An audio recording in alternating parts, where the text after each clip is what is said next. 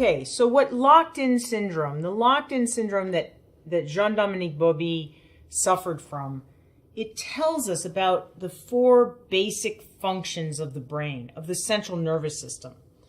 And those are voluntary movement, perception, homeostasis, and something that is oddly described as abstract or higher functions, cognition. There are a lot of words for this, none of them exactly perfect. Okay, so let's just go through what these various functions mean. So voluntary movement is everything that we do. And when I say voluntary, I kind of mean voluntary and I kind of don't. What I mean is something that is driven by the brain. And that can be something that I do completely volitionally, completely deliberately. Like I say, I'm going to raise my hand and I raise my hand. That's a voluntary volitional movement. But if I step on something and I wince in pain, that's an emotional movement. Both of them we're classifying for right now as voluntary movements. They're self-generated. They come from ourselves. And these voluntary movements are the only way that we have to express ourselves. I know that in the popular press, there's a difference between words and actions. Sticks and stones can break my bones, but words can never hurt me.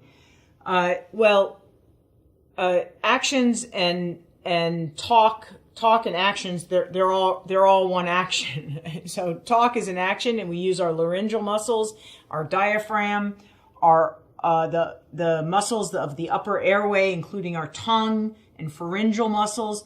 These are all muscles that we use to actually express ourselves. So talking, writing, having a facial expression, raising your hand, jumping up and down, doing a new dance step, all of these are voluntary movements. And these were definitely lost in Bauby. All he could do, and all many of the people with locked-in syndrome can do, is move an eyelid.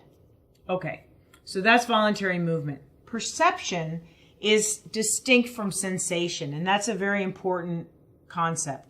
Perception is what we consciously appreciate about sensation.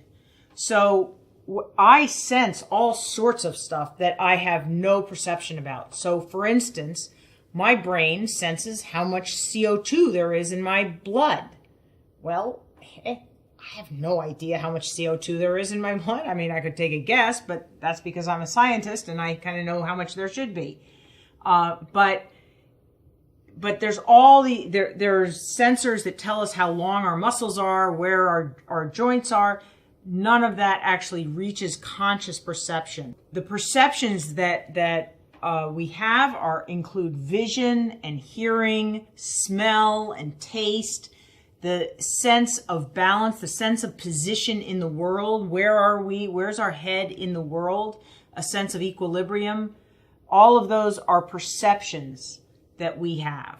They actually reach a conscious level.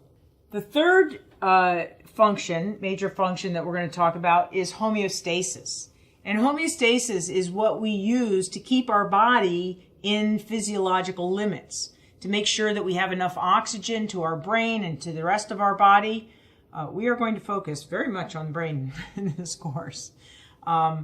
So we have to make sure that there's enough oxygen delivered to the body, that there's enough blood pressure that keeps us upright. We have to make sure that our body temperature stays within limits, the physiological limits that the body will tolerate. There are life cycle events that are challenges to our being, and these include giving birth and nursing a newborn, suckling from a mother. All of these things are part of homeostasis. They're part of the package that keeps us alive. Another part of homeostasis is a rhythm, the rhythm of our lives, the daily rhythm, the wake and the sleep, and the seasonal rhythm. The seasonal rhythm that has a little bit less of an obvious influence on us than the daily rhythm. And then the cycle of life. So we go from infancy to childhood to adolescence to early adulthood, to middle age, to being older. And so these are all part of homeostasis. They're all part of the challenge of staying alive. And as far as abstract functions, these are things like thinking and feeling emotions and motivation and language and memory and learning.